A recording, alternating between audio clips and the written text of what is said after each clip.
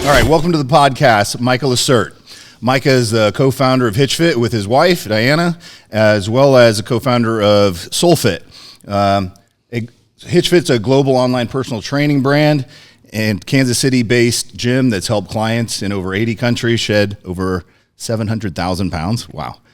He's also a world champion WBFF muscle model, a faith-driven entrepreneur, and a passionate advocate for helping people unlock their best selves, not just physically, but mentally and spiritually.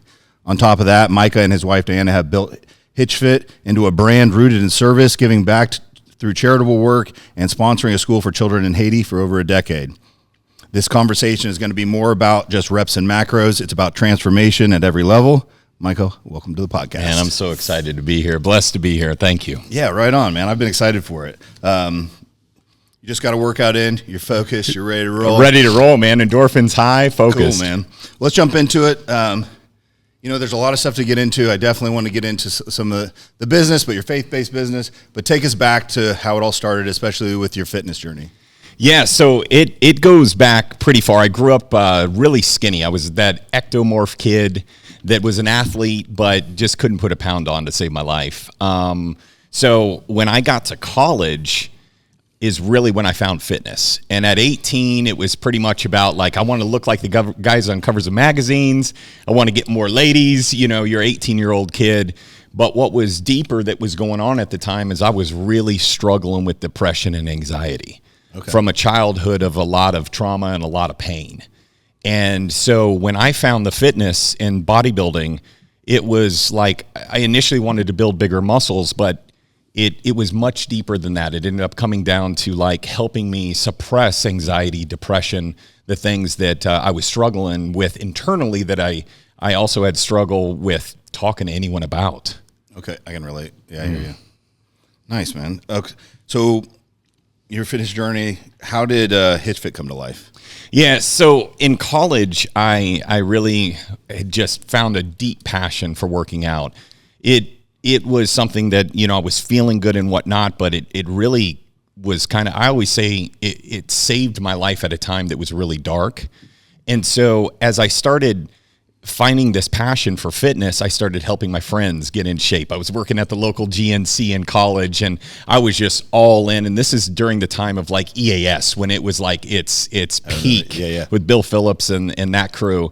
And so I was like all in, and I graduated with a business marketing degree, but I always tell people I got a PhD in transformation because during that time I was spending so much time focusing on how to get my body better, how to feel better, performance, helping other people do that. So when I graduated college, I was like, man, what do I want to do? I went and got a real job. 9 months later, I'm like, I don't want to do this. I got to wake up and do what I love. Yeah. And so I worked at a local YMCA making like $15 an hour as a trainer, but I was like, this is what I'm going to do. And so that was kind of the beginning ages of social media marketing. So this is 2001, 2002. Oh yeah, early then. And so I started figuring out social media marketing right around that age. There was a platform called One Model Place, and there was another one called Model Mayhem. And then MySpace became really big. And MySpace is really where it really blew up. It was one of those situations where I was like, I can live in Kansas City, but be seen anywhere around the country. Yeah. So I came up with this idea because there was a girl on MySpace who said, man, I would love to work with you somehow. And it was like a light bulb. And this is like 2005. There's no mention of online personal training. You couldn't Google online personal training and like there was a definition to it. So I was like, well, why don't I just make you a plan? You can pay me X amount of dollars and I'll make you this. And I made her this generic plan. And like 12 weeks later, she lost 30, 35 pounds. And I'm like, oh my gosh, I have something. But my challenge was, how am I going to educate people on this? And how are they going to trust that this actually works if I'm not a conventional trainer working with them in person? We didn't have Zoom at the time or anything like that either. So it was one person at a time. I'm working out of an attic that I was living at the time. And I mean, it's blown up. I met my wife a couple years after that. And then we combined forces. HitchFit became reality in 2009. And since then, 82 countries, over 750,000 pounds lost. Dude, that's awesome. And tell us a little bit about your wife, because she's a powerhouse as well. Yeah. So my wife always, if we were on together, she would go, "Yeah, he won a world championship, but I won too." And we have this banter between one another. She was really heavily in the fitness industry when I met her. She had just come off of winning a world championship. I came up through the fitness modeling side of things. So it was magazines, covers, TV stuff, reality TV shows, and she came up through the competition world. And so when we kind of came together in Las Vegas, of all places, via MySpace, I was like, man, like, you're my wife. You are my wife. And we knew almost instantly. And just, fast forward a couple months, she moved to Kansas City. HitchFit was born. And then, we're grinding out of that little attic and one person at a time transforming. That's kind of always been the motto. Nice. Yeah. I remember, do you remember bodybuilding.com? She was huge on there. She had her own video platform. Yeah, that's where I came across her. Yeah. Because she was in the sport before you and I were really competing. Mm-hmm. Backstory on Micah and I, he used to run the WBFF for the Kansas City region, right? Yes. And I competed, and, I knew you, or I didn't know you, but I had seen you before. You used to be a bouncer. Yes. Long time ago, right? Yeah, so I wasn't a bouncer. I was the VIP guy. I was the guy who controlled who got in and out of the door. The only reason I took that job is because I got in a car accident and I couldn't train anymore. I was unable to work out for a year. I lost everything. Okay. And I was in social media marketing, and they were like, hey, can you run the door for a couple nights a week and you'll make a lot of money and you can market it as well. That's why I was in that world for that period of time. I got you. Yeah, it's been a long time. And I'm not really a club guy, party guy. Yeah. But my younger days, I used to run around a little bit. And I remember it was at Blonde. Yes. And I remember seeing this dude at the door. I'm like, that dude's in shape. And we didn't really know each other. And then flash forward probably, 5, 6, 7 years. And then you're running the WBFF. Yeah. Which I competed in. Got my pro card in the WBFF. I didn't go as far as you did. But that's awesome. It's kind of fun backstory on you and I. But yeah, your wife has made a serious statement in the industry before it was really, really mainstream, right? Yeah, and one thing that I always respected about Diana is she always kept, a specific image throughout, which was authentically her. Okay. In the industry, we always talk about it, it's going to use you or you can use it. And we really focused on using the industry and didn't allow it to use us. And you know what I'm talking about. Oh, yeah. And so it was one of those things where it was a platform that we were able to use. Diana, I think the female side is even more difficult when it comes to this. Sure. And she just always was just a positive beam of light for so many females. So I know. Nice. So one thing, on the podcast, we talked to a lot of entrepreneurs like yourself, but we like to talk about not all the success, but what were some of the major hurdles, let's just do with HitchFit early on. I know you've evolved to a lot of other things since then, but what were some of the major hurdles you guys, came across that you thought, man, this might be the end of it? One of the biggest challenges was explaining what it was and that it could work when there was no proof of that anywhere on the internet. Okay. That was one of the hardest challenges early, and how we overcame it was literally one person at a time and their success story. And I was doing social media marketing so early on where now it's very saturated. I mean, it was the Facebook back then. Yes, yeah, it's I posted way a picture back on there, then. it was like, why are you taking a picture of yourself with a shirt off? Yeah, it was that's weird, right. and now it's like everybody, right? Yeah.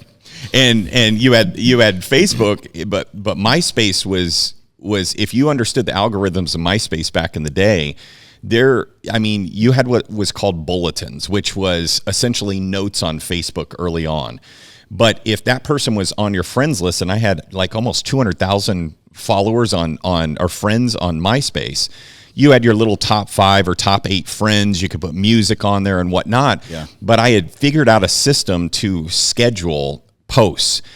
So every friend would have to see it over and over and over. So I just figured out social media marketing so early on, and that's how HitchFit really grew and also built a lot of trust and just success. And, we were doing it with hardly any money coming in. We weren't doing advertising or whatnot.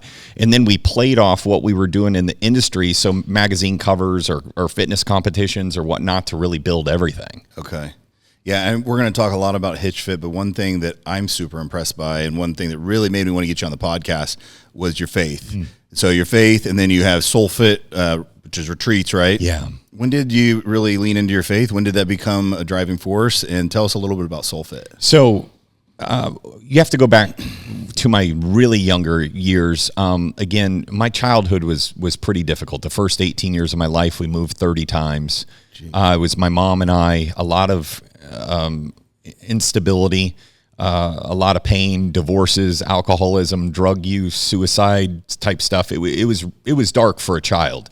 Child, you don't know what in the world's going on. You're just trying to survive. I kind of created a disassociation, if you know what that means. So you kind of create a alternate reality of what the reality actually is to protect yourself as a kid. So my life is good. Everyone thought that, but inside, I mean, it was tough. And so, during that period of time, my mom was kind of in and out of churches. There were some individuals that came into my life that taught me about Christ and whatnot. And then I was going through so much darkness, and I just remember as a child kind of calling out to God and going, why aren't you protecting me? And at the time I looked at God as like, if I was a good kid, God would protect me. And it continued to happen, and the pain and everything that I was going through continued to happen. And I just remember, like, at that point, and this is around the age of 15, I kind of I started steering away, and I wasn't walking. I was the one of the 100 or the 99 that were doing it right, and I was the prodigal son that was just, I was out, and I wasn't getting into like massive trouble or anything else. I always heard the Lord, but I was just like, I wasn't hearing it. I was angry that I wasn't protected, and I thought I was a pretty good kid, and that's how now I have a relationship with Christ. I understand he was always there with me, and protected me in a lot of situations. So around the age of 28 or so, when I met my wife, I knew who my wife was and who she was from. And when I met her in Vegas, Sin City of all places, like, it was so apparent who and I had dated quite a bit before that and whatnot, but it was instant. I was like, this is supposed to be my wife, and God has brought me this woman. She helped me bring my heart and my eyes back to the Lord. And she created a safe place for me when I was going through my own healing to be able to then bring Christ into my heart the way that it needed to. I mean, we devote our lives now to helping man after man and woman after woman after woman go through healing. And you're most perfectly positioned to help the person you once were. Yeah. When you're going through healing, you're most perfectly positioned to help the person you once were, because we know that path and we know that walk of getting there. So Christ coming in at a time, that was so important for me, has really been the catalyst for me to, there's success and all of that, but that fades over time. Sure. I need foundation. When we're building that house, I need solid foundation to put our house on, so that no matter what storm has come, that house isn't going to blow down. Yeah. I think that's pretty common in the regard that a lot of people are wondering, like, God, why are you letting this happen to me? And I think over time, hindsight's 2020, you see why that was necessary to get you where you're going. So I think, your past, in a way, probably led you to your wife, who was a believer. She was. Which is critical. Yeah. For anybody out there that's a believer, I wouldn't date anybody that's at least not open to the idea. Yeah. You know what I'm saying? Because you can't have a household with, if you're not both aligned with Christ. It's just not going to work if you're a believer and the other's not. I've seen it. People try. It doesn't work, and it's not God honoring. So that's great. The way you grew up, do you think that was a driving force into your fitness and like what made give you your entrepreneurial spirit? Yeah, I think one of the biggest things that I saw, and I always questioned why one person goes one way and why one person goes another when they go through tragedy or trauma or pain or whatever it may be. And I always questioned that. As a child, I was always driven. I was an only child. We moved so much that it was very easy for me to make friends, but also the negative side to that is I could let anyone go at any point, knowing that I was going to meet new people. And so, I was always kind of a kid ran at the beat of his own drum, if that makes sense. Yeah. And so I think I always had that entrepreneur in me, but there was such a dark period of time where God had to come in and give me lifelines in a way. And I make comedy out of it, but it really did save my life. And I was like, Jesus came in and gave me dumbbells and chicken breast. And it was so insane, because now we know with the research on myokines in the muscle and the contraction of the muscle and what that does to suppress anxiety and depression. But at the time, I have no idea. I'm just like, I want to look like Van Damme, and I want to look like the guys on Iron Man and Muscle and Fitness, and maybe I'll get some more dates, and that's kind of what it is. But internally, again, I was struggling. Within weeks, I'm like, oh my gosh, I feel so much better. What is going on? And, years later and decades later, after a lot of research, now I understand the psychology of it. And like, God literally created a pharmacy in our muscles. And when they're contracted, you're able to feel so much better and use it as a balancer. Now, I didn't get through full healing until Christ came in, but I was able to live a very balanced life because of the fitness. It was so much more to me than just working out and lifting dumbbells. Like, it was a way for me to release pain. And so that really balanced me out. Yeah, the gym is therapy for me as well. Mm-hmm. And there's a lot of paths you can take when you're trying to deal with things, especially trauma. But fitness is one thing that you're never going to regret. Yeah. Whereas going to the clubs, going to the strip clubs, drinking drugs, that ends generally in destruction. So it's been a saving grace for me as well. So I can relate to you on that. And I think, with the Bible is not a story saying it's nice and easy. It's trials. And I think the more you can understand that, it's a little bit of peace of mind, knowing that this is character building, it's part of your path. And honestly, a lot of people who have to overcome a lot of struggle, they're being built for something that's super important, So I would say be more worried if you don't have things to overcome. And I don't know any verse in the Bible that says, now kick up your feet and chill. It just doesn't.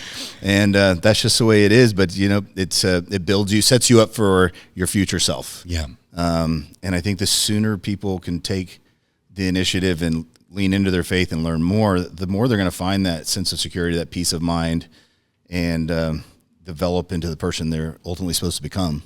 So it's great that you've walked that path. I don't know that early on I knew that about you. And you and I were never like super close, but I was aware of you.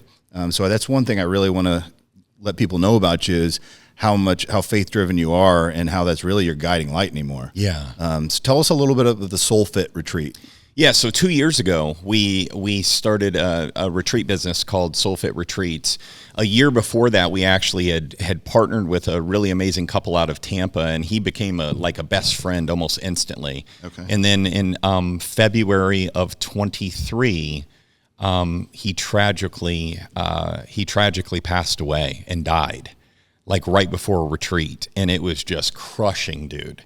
He was bigger than life personality.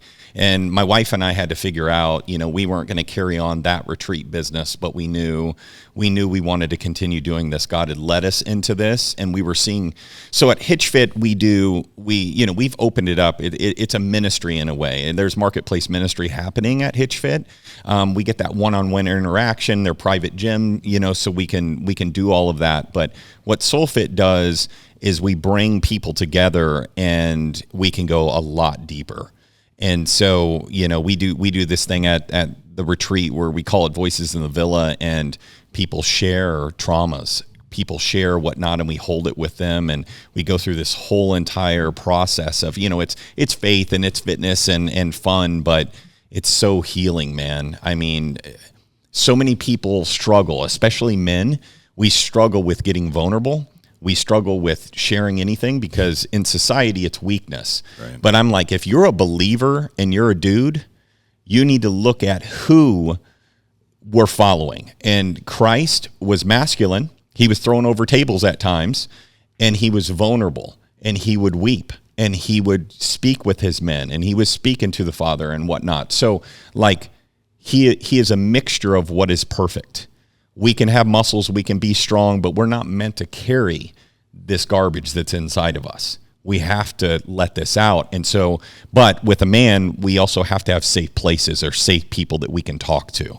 because if you're opening up to anybody and they respond in a negative way, that man will never open up ever again. Right. Yeah. Or they use it against you or something like that. I hear you. But we have a mix of men and women at the retreats. We're going to Mexico, so that we're doing at a really beautiful resort. But we also have what's called adventure retreats. We're doing that here in a couple months. We're going to Glacier National Park.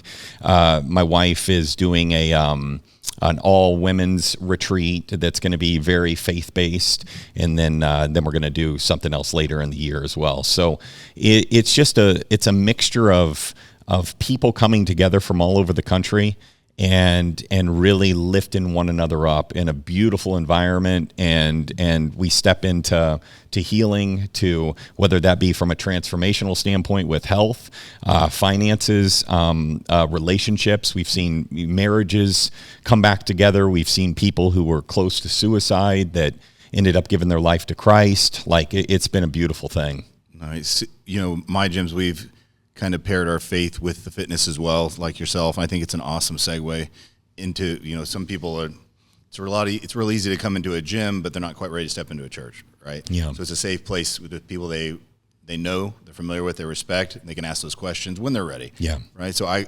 respect you guys for doing that. You're kind of in the transformation business, right? Physical and spiritual. Do you see a common thread in either or both that is among the ones who succeed and the ones who don't? Yeah, so the more that we've learned about trauma work, it's been really fascinating. I think God gives us a spirit of discipline, and we just don't use it properly most of the time. Bodybuilders understand an extreme level of discipline, or a pro athlete, you understand an extreme discipline.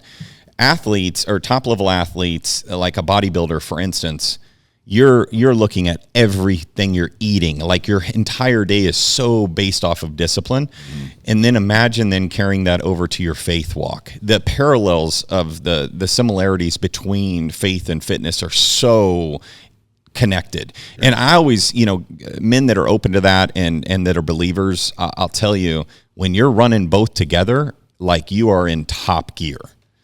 And it's usually an uber successful person who is lacking in relationship or health, or maybe they're healthy, but it has totally consumed them, and then they're not being what they need to be at home.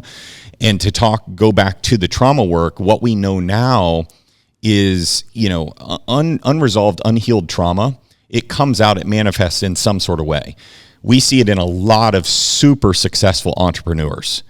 But then I'm not saying that life is all about balance, but you gotta have your priorities in place. And I'm a firm believer in living a life of excellence, not perfection. Yeah. And excellence comes, in my opinion, from discipline.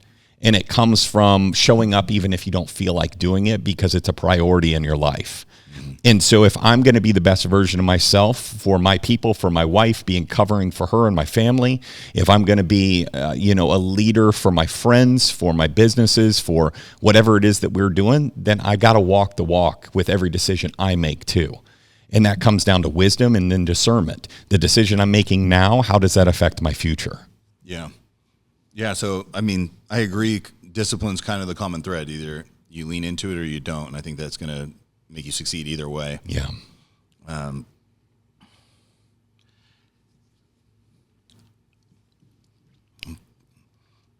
I think if you can be disciplined as a bodybuilder, you can be disciplined in pretty much any area of your life. You know what I mean?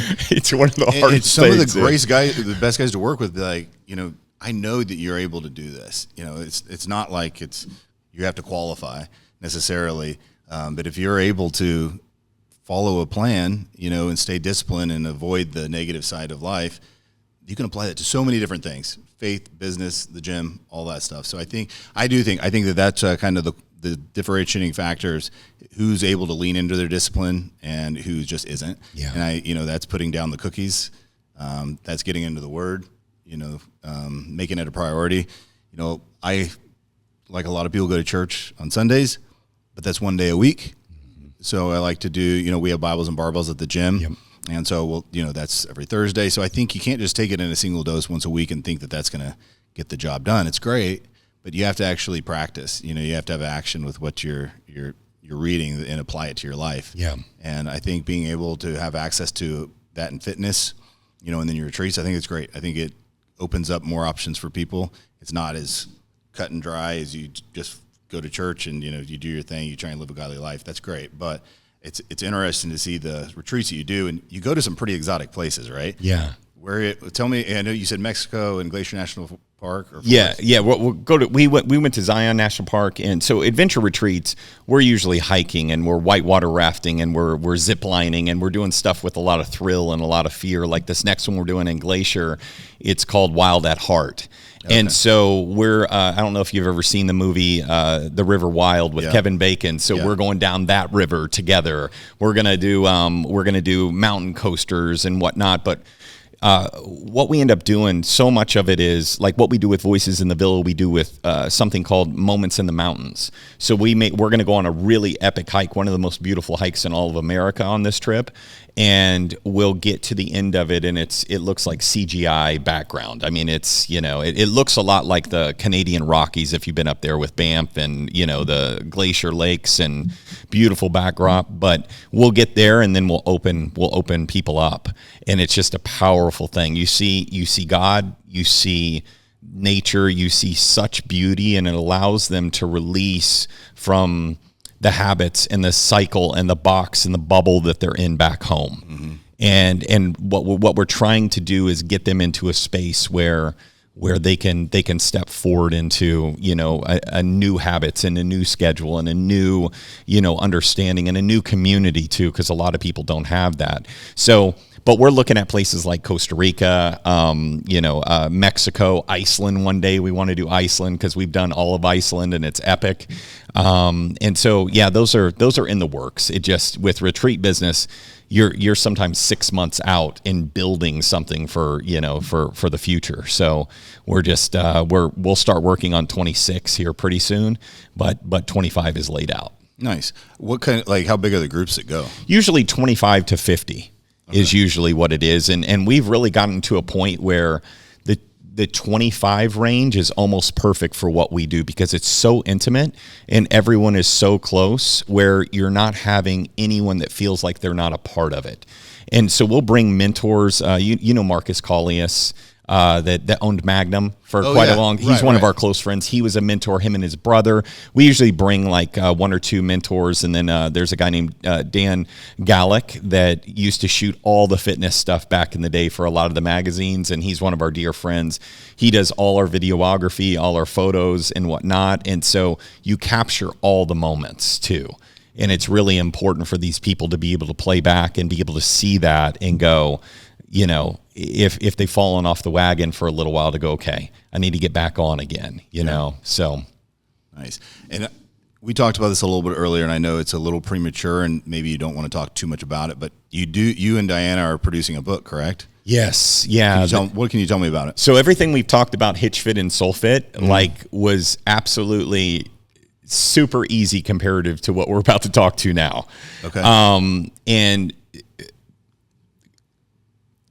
to get to the place to put this book together took 7 years of my life of healing from childhood.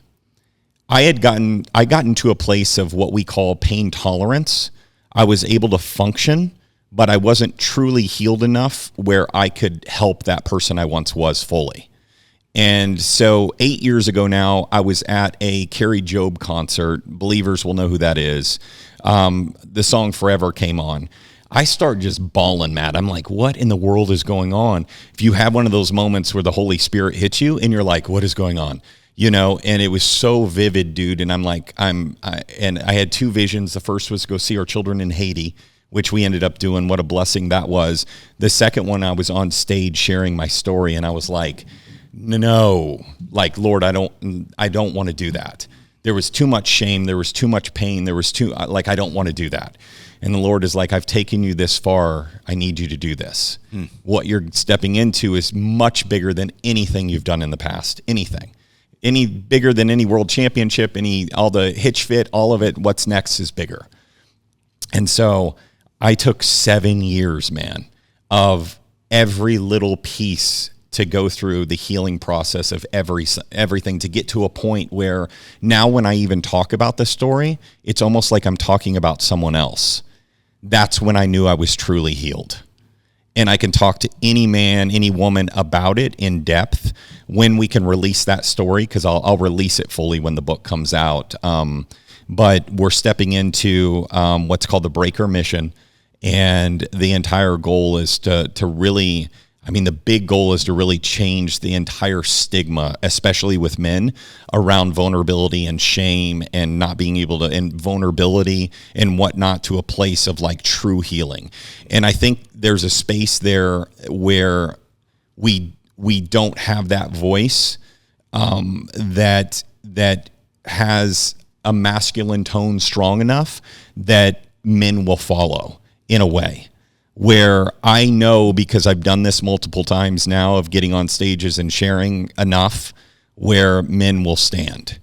And I want to go move mountains with this, because right now it's breaking relationships. They can't be the father they need to be. They can't be the husband they need to be. They can't be anything, man. They're addicted to drugs, alcohol, whatever it may be, because of pain that happened to them when they were 9 years old, and they can't share. Yeah. And so I have such a fire, like it is a Lord fire in me that is bigger than anything that I've ever done in my life. So this book, my wife, I fulfilled that and was obedient to that calling.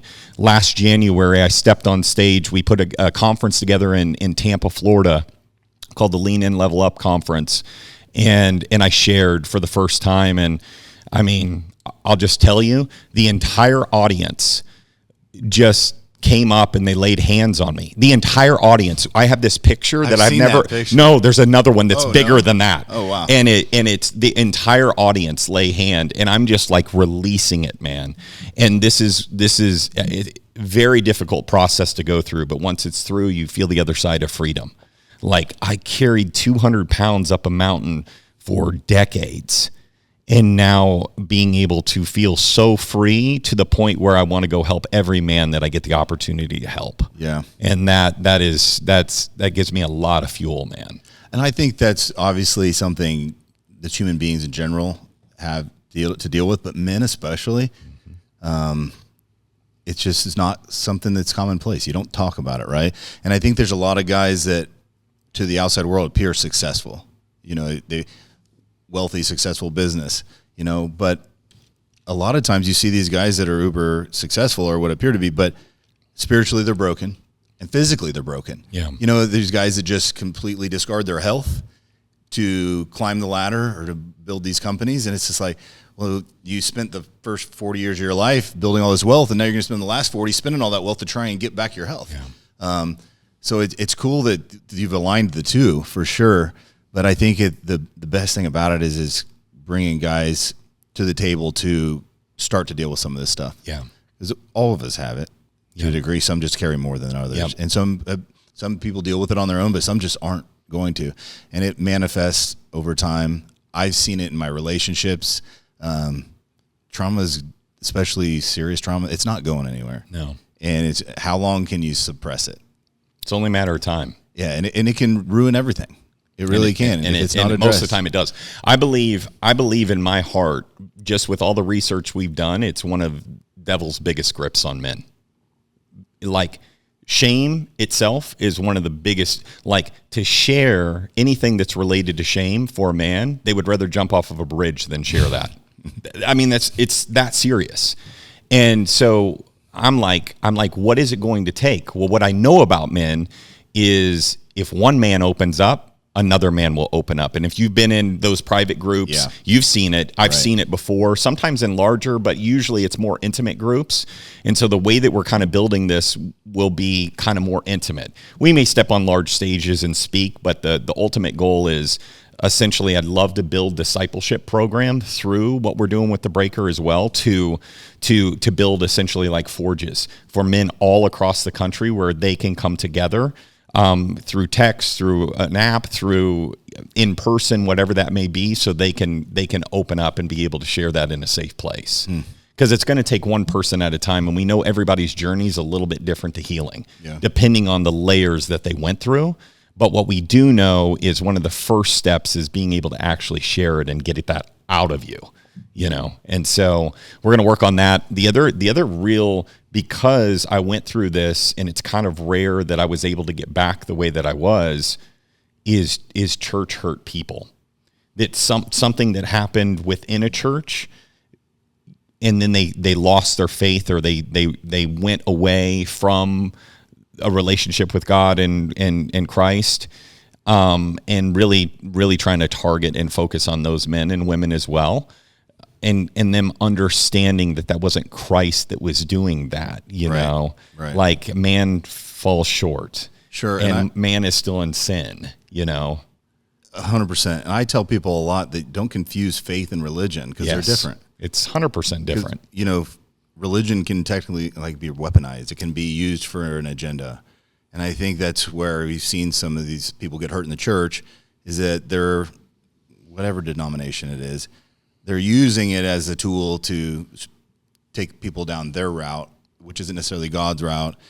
And there's a lot of great things that have happened in the church, and there's a lot of really bad things that have happened in the church, But I think you guys, case in point, there's a lot of, maybe not a lot, but it's starting to come around some of these outdated religions, outdated practices. You guys are kind of revolutionizing that to where it's fun. You're going to an amazing place. Like, how depressed can you be, with a group of people, like-minded people in Mexico? Yeah. But you're also working on your body, and you're going to work on your faith. And I think, it's, when you get guys together, maybe it's not massive groups. I've done better in smaller groups, but I'm a pretty closed-off guy too. Yeah. I mean, I'm the youngest. I have 3 older sisters. I've pretty much done my own thing all my life. Mm-hmm. So I'm the first person to never say a word. And to a degree, that works to my favor with business, things like that. But as a man, to develop and to kind of work through my own issues, I found it odd the first time I went to the men's conference at my church in Manhattan, whereas I'm like, what am I saying? Like, how am I talking about this? You know what I mean? Yeah. And it's like, but you feel lighter when you leave. You do. I went, it's been 2 years, I was in the middle of a divorce, and it's like, I'm never going to talk about this with anybody. Next time I'm like, everybody knows. Yeah. Tears start coming down. You're like, what's going on, dude? Yeah. And but I see, and that's just my situation, but there's a lot of other more severe traumas that when people get to talking about it, that's a step in moving past it, or addressing it at least. Right. Yeah. Because when it's not addressed, it's just going to suppress. You're going to suppress it, but it's going to fester. It's going to come out. It will. So I think it's awesome what you're doing. I think it's really cool. Appreciate it, and it's neat that it's, you're blazing your own trail in a way with it. Yeah. And we've kind of always done it that way, right? Yeah. Like, I think it's important when you blaze your own trail. A lot of what that tells me is I'm trying to fully listen to where God needs it to be. Yeah. It's not going to be done exactly the way that someone else did it, because what we're having to do is different than it needs to be done different to be effective. Yeah. And it needs the right men, and we're working with women too. My wife is now a trauma and resilience life coach. So she went through, that process of becoming that, just to learn that side as we go into this chapter. And God is really just clear with me on this of I just need you to be a voice, and I need you to be obedient. Where, my personal is like, I want to work man to man to man and go through the whole entire healing process with that person. That's not what God is calling me to do. But we're gonna set programs in place. We have some stuff we're working on now, because the biggest issue is right now there's nowhere for men to go. There's not a lot, that we got to set it up in an anonymous way for some men, and then for some men, it just has to be done differently than what it's being done now. And so that we're going to work on that. So as the book is released, and we're going to be on stages from anywhere from churches to even secular, I don't care. There's people that are broken, and I'm going to go speak with them and do everything that I can. I mean, ecclesia, when you understand ecclesia, like Jesus was not just in a church. He wasn't in a church actually doing his ministry. He was going from town to town, person to person, center to center to center. And I think we're in this, you're seeing a revival, especially with the younger generation. They're on fire for the Lord right now. I got a buddy in the UK and he's 30 years old and he's like, dude, it's insane what's going on. I love seeing it, but it's done differently. And I think our age group, for the most part, we're doing it within businesses. We're, as entrepreneurs, we're trickling into our different businesses. Yeah. I haven't gone as far with, incorporating that into business quite as you have, but I do know it's work, right? We're talking about, hey, all the transformation, the cool places, but it's work too. I mean, you guys got to work. It's got to be a lot of preparation to get get everything organized. Do you ever lose the fire? Like, do you ever be like, man, I know I should do this, but God, I just do not want to. How do you stay motivated to keep doing it? Because it takes a lot of effort. Yeah, so I'll tell you, and not very many people know this, all the businesses Diane and I have done 100%. Like, we don't hardly have anyone that helps us with anything. We've always done that for 16 years, and a lot of that has to do with the fact that we both have the same weakness, which is we struggle with delegation. And allowing other people to come in, because we're like, am I going to end up having to go and do it anyways? I need it to be done right. It's something that we still have to continue working through. But that's why this breaker mission is so interesting, because God's like, I'm going to bring people in and you got to trust it. I got gifts that they have that are going to come into it, whatnot. But there's always been, within the business, there's always been, and this, it's like you want straight fastballs all the time. But most of the time it's curveballs in a storm, and you're like, you still got to figure out how to hit the curve. And so we have done a really good job where Diana's strengths and my strengths come together and are able to, we work 7 days a week. So that's one thing. We don't lose the fire, because the purpose and the why is still larger than any quit that we have. Yeah. It's still about, number one, bringing souls, if they're open to that, living a life that opens their heart, and number two, getting people healthy and right. And so we've devoted our life to that. And so that fire is not burning. But you, as a human being, we get wore out, right, sometimes. And so what we've done, when we know we need to recharge, my wife and I don't have any children of our own, we're able to kind of travel when we need to and recover and whatnot. So we're very intentional that we take those time to, regardless of where it is, we go down to Branson or go to Costa Rica, like wherever we go, to really get off the grid and recharge, recover, and get aligned again. Yeah. How is it working with your spouse?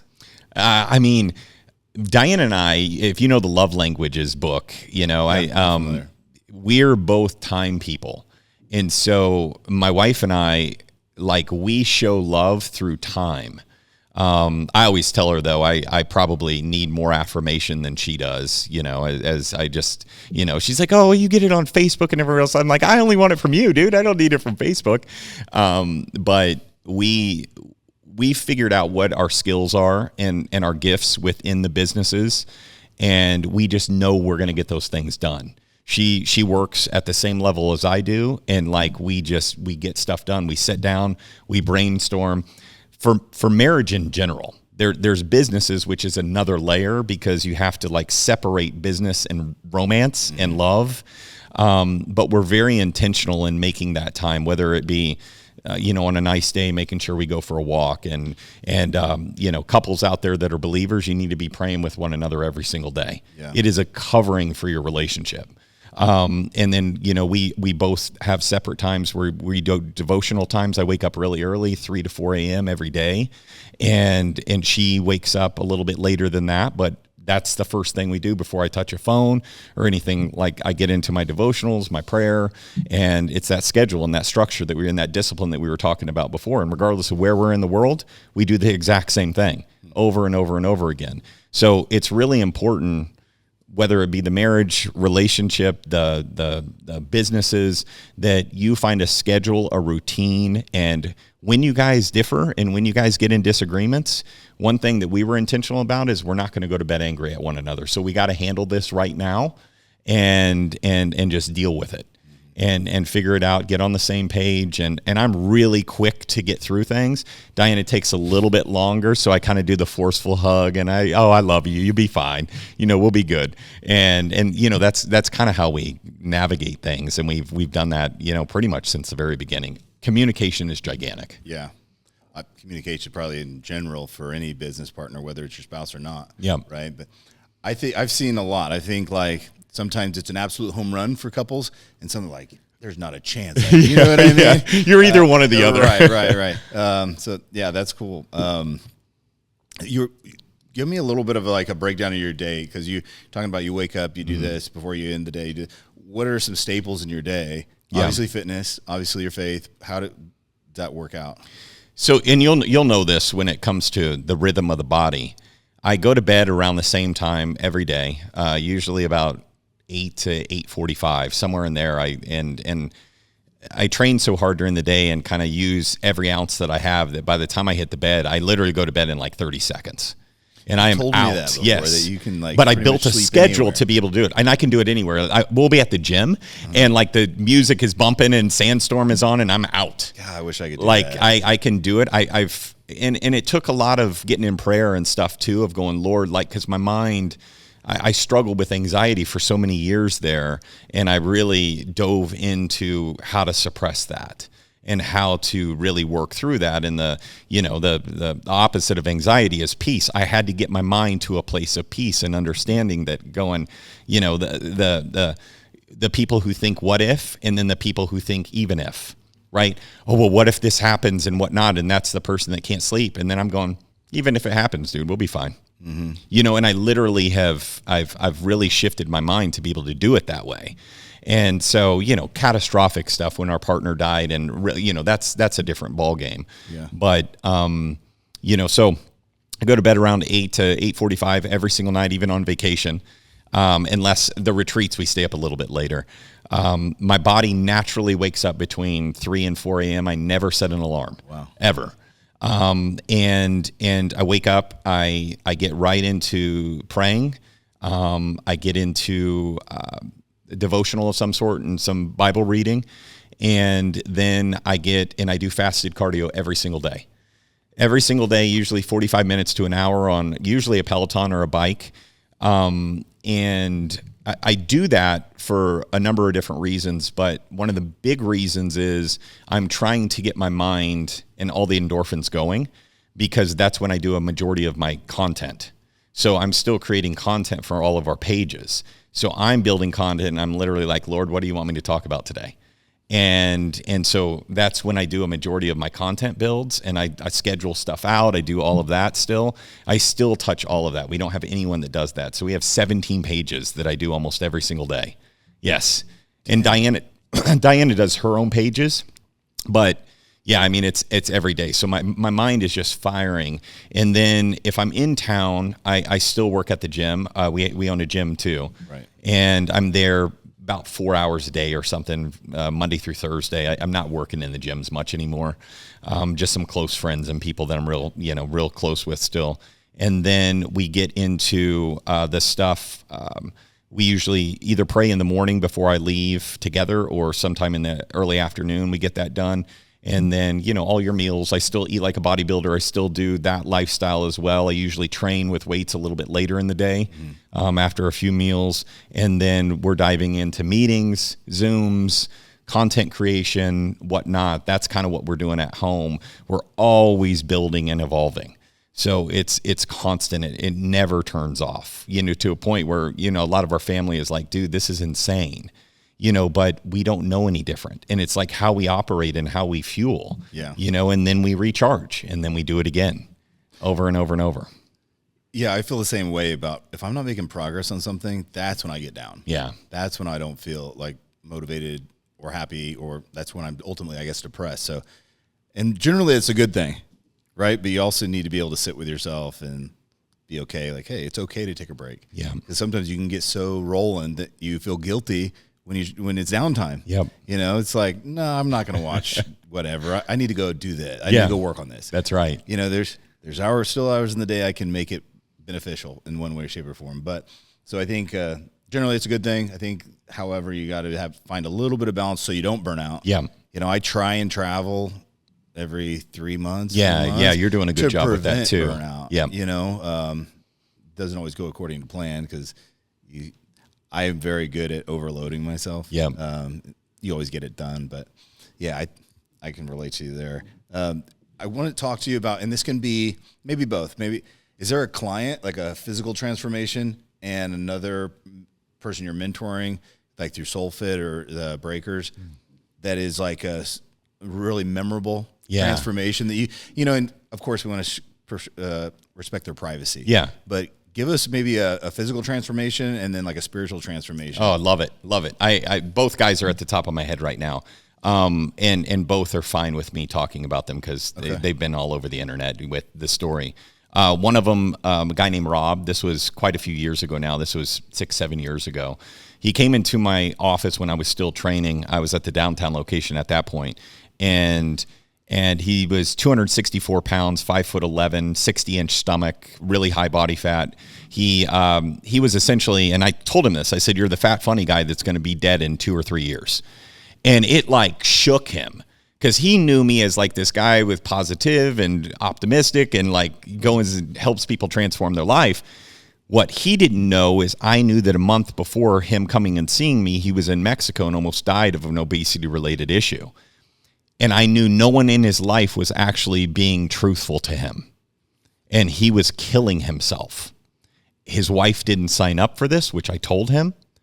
And I said, if you're going to work with me, you need to stop all this garbage and you need to follow what I tell you to do. And I'll save your life and you're going to go and you're going to inspire thousands of people. And he went to the car. I think he said some cuss words. He's like, who the heck was that dude? And he showed up the next day. Nice. And from there, we lost 115 pounds. He stepped on 115 of fat. We gained 10, 15 pounds of muscle over the course of 2-3 year period. At 52 years old, he ended up stepping on stage on a transformation stage, WBFF, and won the whole show. Oh, nice. 80 competitors at 52 years old. Since then, he started a company called In the Name of Grace, which is they help addicts, and they build homes, kind of like Oxford homes, for individuals that are struggling with drug addiction. And so we were a part of that initial build when we did like a boot camp for some profit building early on for them. So that's a beautiful thing. That all happened during that time. And him and his wife ended up adopting his daughter's very young children at the time. So they're raising very young children in their 50s. And all of this happened because he was able to get himself healthy and fit. He started going through his trauma work. It's been amazing to watch.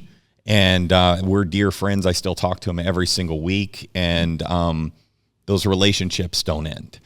The next guy I want to talk about he's in his 30s, a guy named Ricky. He lives down in the Tampa area in Florida and Orlando area in Florida. And he came to my conference. So the first time I ever met him was at a conference that I spoke at. So I just shared my whole life with this dude. And he comes up to me afterwards and he goes, I don't know a whole lot about you, but whatever you're doing, I want to be a part of. And I looked at him and I go, you've told me how successful you are within the first minute, which tells me that you have trauma, because all you're doing is you're going, look at all I've done. And I look at his beautiful wife and I'm going, you're not being what you need to be for her. You're not, and if you're going to work with me, we're going to work on everything. He was very resistant to faith at that point too. And he joined a program we have called the Inner Circle. We take 10 people the entire year and we are with them always. Text messages, Zooms, everything. And we take them through this entire process. And his year just finished up and this dude is on fire for the Lord. His relationship is the best that it's ever been. He's the best dad he's ever been. And we're down almost 100 pounds since day one. It is his whole drive, because I said, hey, man, you're going to go make more money, okay? But you're not going to get any joy out of that. Where you're going to get joy out of is being able to impact someone's life. And I'm going to show you how to do this. And he starts doing it, and he has just been like, he texts me today, and he'll text me and just be like, man, I was in Hawaii for my birthday, and he's calling me, and it was like 12 o'clock at night there, and 6 or 5 o'clock there, and he's like, man, I got to tell you this story. I'm so sorry, man. And God revealed, and I was just like, man, I mean, it brought tears to my eyes, because every day we wake up, Matt, and one of the prayers I say is just like, bring me the one today. I just want the one, someone that I can speak into. And man, he's faithful. Almost every day he's faithful in that. And Ricky, although I was with him for such a long time and there was a lot of stuff to work through, what he's doing now is on a completely different level. And guess what? He's going to make more money than he did before too. That's the thing, right? It's just not his focus. Right. I think a lot of these guys think, I don't got time for it. I'm going to miss deals. I don't have time for my faith. I don't have time for the gym. Everybody. I don't know if anybody's like, man, I got really close to God and my business is just tanked. Yeah. That's not how it goes. Yep. You get more centered. You realize what's important, and you're just a better version of yourself. And that's not just in church. That's not just in the gym. It's everything. Your relationships are better. Yep. With your spouse, with your coworkers, with your family. It's a well-rounded experience. And I think a lot of people ask, like, what do you credit success to? And I think everybody has a different version of it. But for me, I did things my own way for a long time. And, especially with fitness, you get that ego stroke when you win. You do. You do. That doesn't last very long, but it's just enough to keep you going down that road, right? It is. And so I think, for me, it was submission. Once I finally submitted to God, like I was baptized as a baby.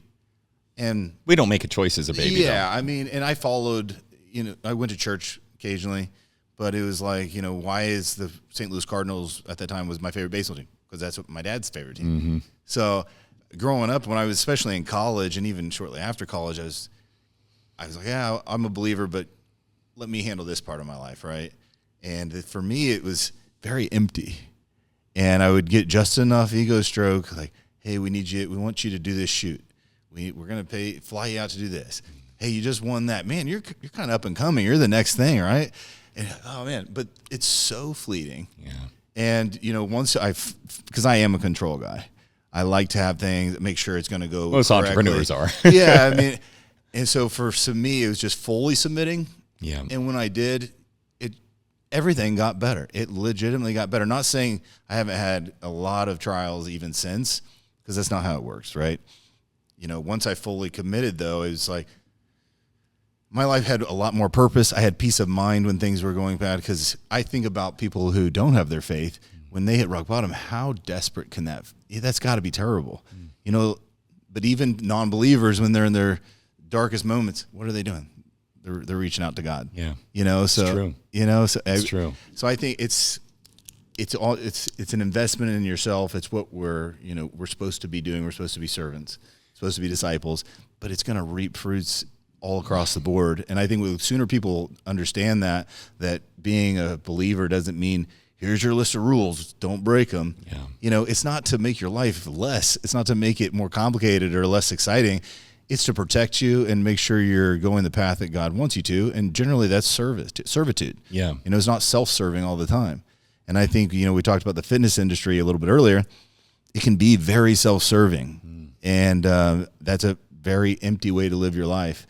And I think what you're experiencing and what I've experienced is that when you do help other people, that's so much better than any commission check you're ever going to get, anything you can buy. You just feel you feel great about it. And I enjoy doing that with my team, with my guys, because I want people to succeed across the board.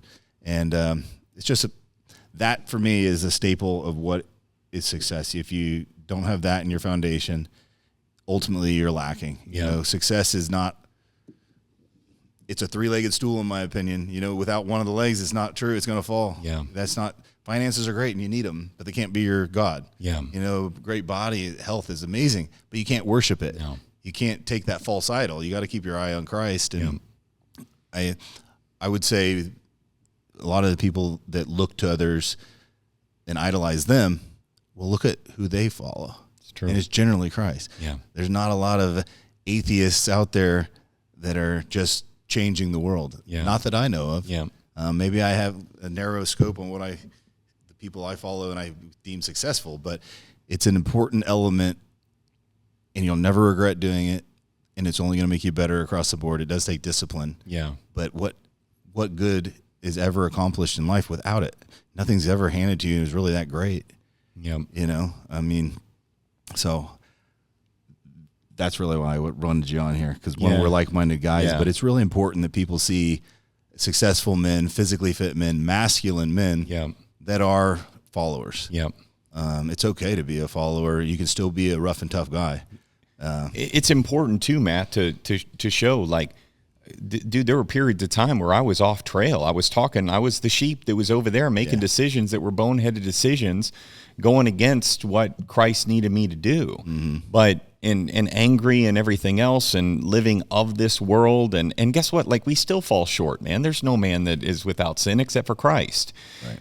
But there's a difference between sinning and then not repenting. Like, you have, if you're making that decision over and over and over again, you're struggling with pornography over and over and over and over again, you have to repent from that. You got to come from that. You have to surrender that and give that temptation and that sin to Christ. Like, he died for us. Mm-hmm. We are not meant to hold that. And it's always something deeper rooted. It's always something deeper rooted. You were shown it when you were 8 years old from an uncle, or something happened to you or whatnot. And, we're in this society where it's as easy as swiping right and you can see whatever it is that you want to see. Right. But it goes down to making sure that you're living a life that you're not leading yourself into temptation. Mm-hmm. Like, God is there with you and you want that conviction, but you're also like, I got to make decisions that are bigger than this, because that's going to lead me to a place I once was. And that is that's unhealthy, that's unhappy, that's darkness, that's bondage. That is not freedom. People go, I'm free to make whatever decision. God gives us that. Right. But just understand there's a consequence when you're acting a fool. Sure. And people say, well, I'll be forgiven of my sin. And I think some people take that way too loose. Yeah. I think you see that like in mob movies. Yeah. The Catholic. Yeah. They kill somebody, I go to confessional, I'm good. Yeah. That's not how it works. You got to take it serious. You can't just fall on that. I mean, of course, we all are going to sin, and we all will be forgiven if we truly repent. Yeah. But it has to be something that you're putting forth effort. And I think also God doesn't let you get to the next level of your life if you're repeatedly making the same mistake. You got to have that discipline we talked about to delay that gratification or identify the sin and say, I'm just not going to do it now, And it goes back to excellence over perfection. It is. Perfection leaves no room for error. Yeah. Where excellence is, I'm doing the best I can. Just because I fell off track and I sinned, doesn't mean that that's now what my new normal. I'm going to sin every day. That's right. It means you repent for it and you do anything you can to try and stay on the right path. And I think as soon as, you can overcome certain things, okay, then the next level opens up for you. Yeah. And it's not a complicated, it's a simple process, in my opinion, but it's not easy. It's not easy. And, the men out there that are kind of questioning it, a couple different things. I try to like really dumb it down. I'm a very bullet points type of person when it comes to just how my brain operates. So I'm like, okay, I'm going to do that. Go. And so these guys that are out there struggling, going, how do I get out of what I'm in?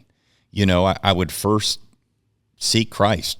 Just like sit down and pray. And even if you don't even know how to pray, act like you're talking to like your best friend. Yeah. And just a best friend that's going to heal you, like to a level that is insane and bring you freedom. And then the other thing I would look at is your controllables in your life. Who are the people, places, and things in my life? And are they adding joy to my life, or are they stealing from me and weighing me down?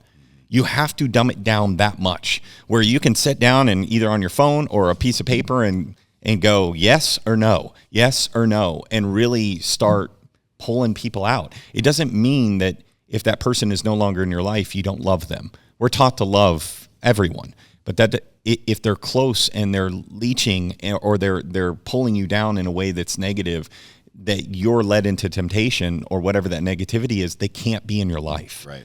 And that's really tough, especially if it's family. This is stuff I've dealt with. Some of the people that are closest to us are who hurt us worst. you know, and then a complete stranger, it's like they love you more than anyone you've ever met. And you're like, what in the world's going on here? This is totally backwards. Right. But what I'll tell you is when you start going in and like, hey, I'm not going to go out to the clubs anymore. I'm not going to go to the liquor store. Every day, you know what? I keep passing the liquor store on the street. I'm going to go to the other street and continue driving if you're struggling with alcohol or pornography. Like, it's usually the same time of the day that these guys are doing it and whatnot. And it's so rabid, and it's happening on the female side too. You're seeing the statistics where females are watching a lot of pornography too. It is gripping, man. That lust is so gripping in a way. Like, God wants us to love, not lust. And there's a massive difference between, because one of them is leading in you to a dark level that you know, some are in right now. And then really, you know, again, if you're surrounding yourself with the right people, like, it's game changing. Yeah. You even have one believer that's a fairly decent believer.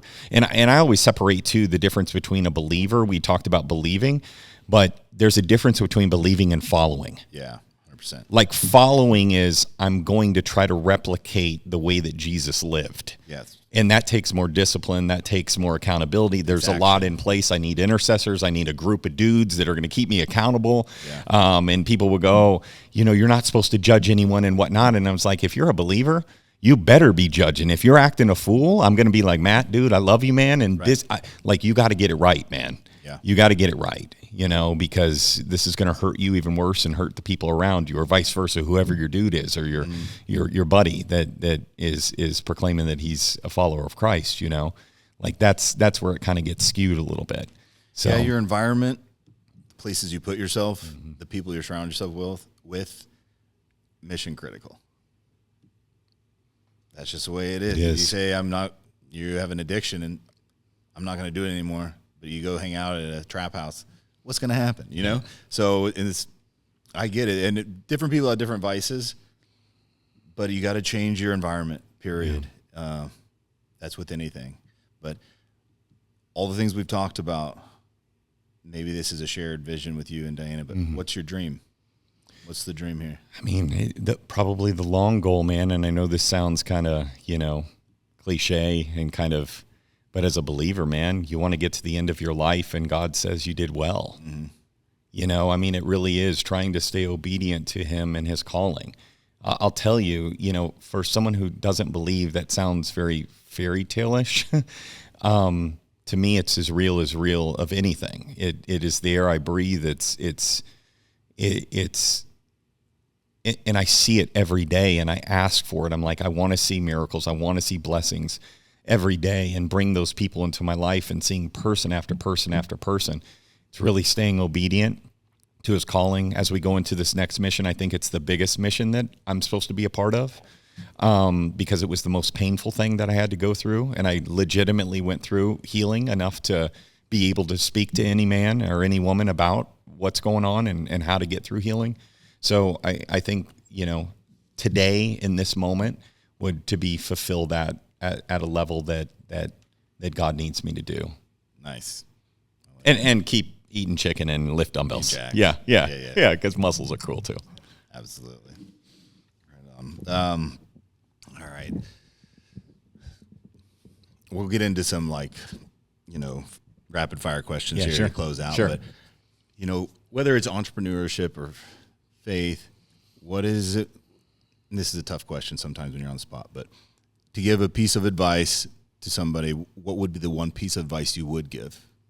Granted, you just gave us like an hour of advice, but for an entrepreneur, let's say like a new business owner, I would one of the biggest strengths, I would spin within your means initially. I'm thinking gym business. Okay. So sometimes like you don't want to be so stressed out because you're so far in debt that you're trying to, you know, you feel like you're always digging yourself out of a hole, you know, and that doesn't apply to every business, but for us specifically, that was a huge deal because we never allowed ourselves to get into debt within the business. And we just grew it really slow and in a way that it was going to be profitable enough so that we're never had to experience that level. We've had a lot of challenges, but that was a major thing. As an entrepreneur, hire very slowly and terminate very quickly. Yeah. There's been some of the biggest mistakes that I ever made was thinking that someone was going to change, or we're really close at the gym, but if someone is going through something in their life, that's different than someone who's lost the passion for it and wants to be somewhere else. And Barnett Hellsberg, who owned Hellsberg Diamonds, I was a part of his entrepreneur group, and he said, you don't want to steal from their life by keeping them longer than they should be there. And it made perfect sense, because when they're gone, they're gone. And they're just there for a paycheck, or they're there to whatnot. And that's not the type of person that you want at the place. And ultimately they want to go do something else too. Yeah. So hire very slowly, make sure they're a good fit for the business, the culture that you have. They're going to add to the team, and then mentor, don't manage. Mentoring, I think is a way where you're building these men and women up, that is something massive that I learned over the years as well. Treat them how you would want to be treated, and you create certain expectations, but you are also celebrating them too. And if they go through some tough times, you got to set them down and have those talks as well. So those are some key things that I would, and just constantly keep growing and learning.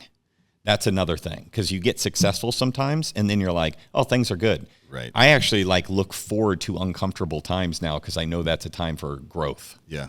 For us. When it's comfortable, you don't change, man. You don't change. You change when there's fire under you. Right. And you're like, oh my gosh, dude, this is a big storm. What do we do? Me and my wife now go, okay, here we go. Let's go. Let's do it.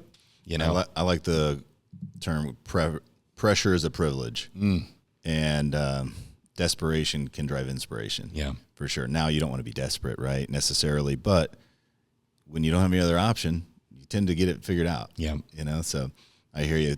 With the risk stuff, the financial risk, I think especially early on, you can't really afford to take a big L. So you're right. Don't over leverage yourself, and you're going to have to take a risk at some point, but keep it in check. You can later on down the road, you can absorb a hit a little easier than you can in the first couple of years. Yeah. So that's important. I feel the same way about my staff. If they're not, as much as I would love to keep them, if their passion is law school, you better go do it. Yeah. You know what I mean? Yeah. Man, I have a big plan for you, but I don't want to be the person who keeps you from your dream. And in the business I'm in, it's at least the gym business, it's a lot of young people. This might be their first or second real job, right? And so sometimes I got to identify, which, as much as I see the potential in you, I know where your heart lies, and I'm not going to be the person you said, 30 years later, I probably should have gone to law. You know what I'm saying? So identifying that, being mentoring, actually caring about the people helps. Yeah. Rather than being a robot. Yeah. I think, we hit on the entrepreneur stuff, the advice. I think one piece of advice I'd like to say about faith is, I see this a lot, especially in my Manhattan Bible study with these soldiers. They feel like they're too far gone. What they've done is too bad. And I think that's another lie the devil tells us. And so that's not the case. Yeah. I've had one of my best friends, one of my most trusted business in my business. He was in the gym for 3 years, and I'm not, keep it away from me, keep it away from me. Now he's the biggest trailblazer for Christ, leading people they fill up 2 pews at church every Sunday with a group of guys from the gym. And I mean, these are guys that are coming back from war. The worst thing they can do is sit in their basement in the recliner in the dark, thinking about all the bad things they did. Yeah. Those things happen. And I think nobody's too far gone. And I know for me, my faith, sometimes I feel, man, I'm really doing it. I'm a warrior for Christ. And other times, I'm just not connected right now. So it's not all the time this is great. I'm the right-hand man for God right now. It's going to come and go, and you just got to – the reason that I've been successful in fitness and in business and in my faith is I just keep showing up. I'm not absolutely the best at it all the time, but I keep coming back. And I just don't let yourself get on a lull and stay there. Don't let that become your new normal. Don't quit going to just your groups or church or working, getting in the Word, doing your readings, it's not always going to be the evangelist where you feel on fire. Yeah. Hopefully you are more than not, but just understand that it comes and goes. You just keep working for it, and there's nothing you've done that is going to disqualify you. Yeah. And those people out there that, the soldiers struggling with PTSD or what to do next, maybe they were a leader in the military of some sort, and then they go to real life, and then they're like, what do I do now? I would just, as you open the Bible up and they feel like they're too far gone in a situation where, they've gone through so much trauma with what they had. Man, there's so many stories, man, of men over and over, either making really foolish decisions and able to repent.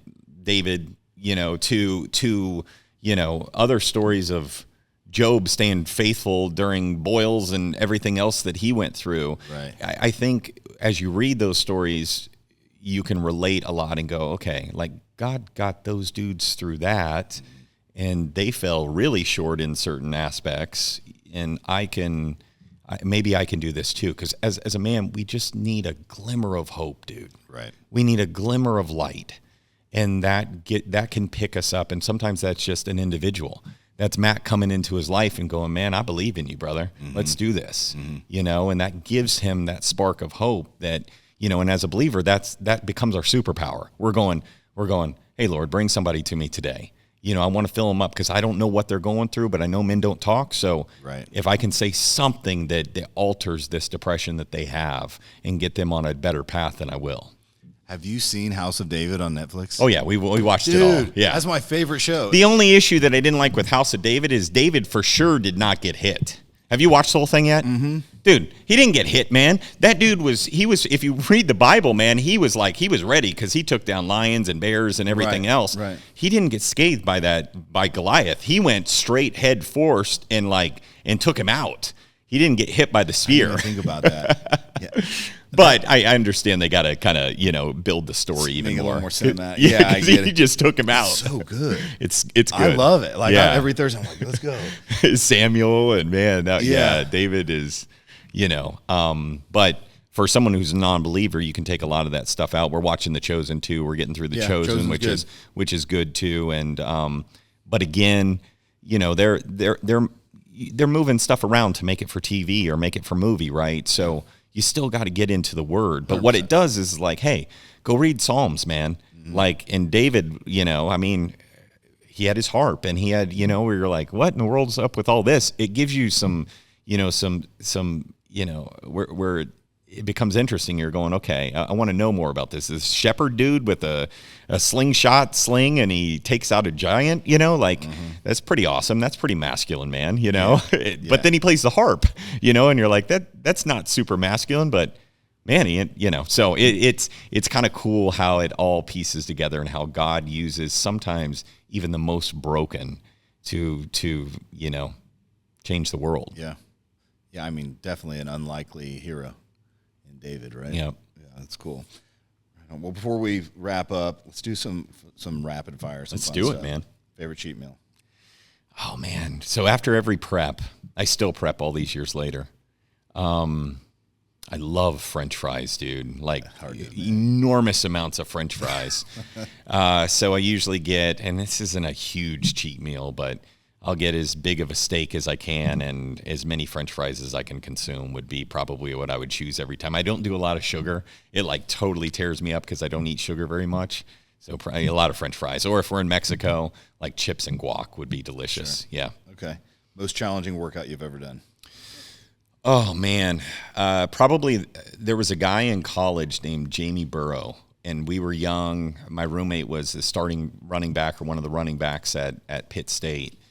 And this dude was ex-military, and he had just this barrel chest. He's probably about 5'9" and 55-inch chest, and just he was a freak of nature. Did 200 push-ups in 2 minutes, freak of nature guy. So he takes us through what I didn't know at the time was Tabata. And if you've ever done Tabata training, which it's 4-minute increments, but you're doing 20 seconds on, 10 seconds off of an exercise for 8 sets in a row. It's really high intense. It's like HIIT cardio. Yeah, it's like HIIT, and it was actually used for speed skaters from Japanese speed skaters in the Olympics. but it was used like more of a cardio style, but he kind of moved it over into a weight training, and we were using like no weights because, at that time I'm like, dude, we can lift heavy and whatnot. And I mean, he destroyed us. I mean, and people are like watching and just laughing. Because I had become friends with this guy and I knew he was a freak, but I didn't know it was like that. Mm-hmm. And so when you train at that level, you kind of understand an intensity. You only can go as far as you know. And when you go further, then you go, I've been there, and then calf training. Like I do some really crazy stuff with calf training. Those are wild. So that is, 5-minute drop sets and stuff like that, 1,000 rep routines, I mean, just really silly stuff. So that's I got a whole page on Instagram of nothing but calves. Right on. All right, last question for you. If you didn't find fitness, what career do you think you would most likely be doing right now? Man, that's a tough question. Something with helping others. I mean, I get so much joy. We talk about foundational joy.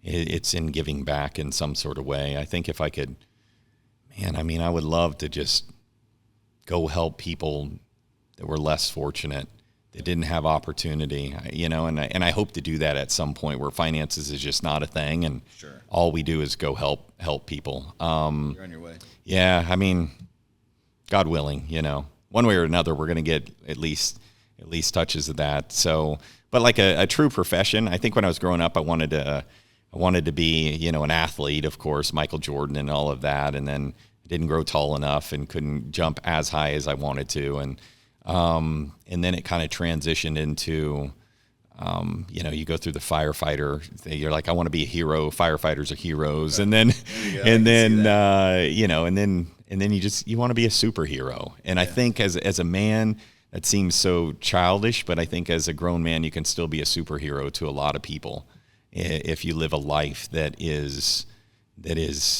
positive and you're giving back and you're giving parts of yourself to help other people. I like it. Mike, I respect the path that you've followed. I expect the work you're doing. I hope we can link up, coordinate on some stuff. We've kind of mentioned it in the past, but keep doing what you're doing, and hopefully we can work on some stuff. Thank you for the opportunity, brother. Thanks for coming in. It's good.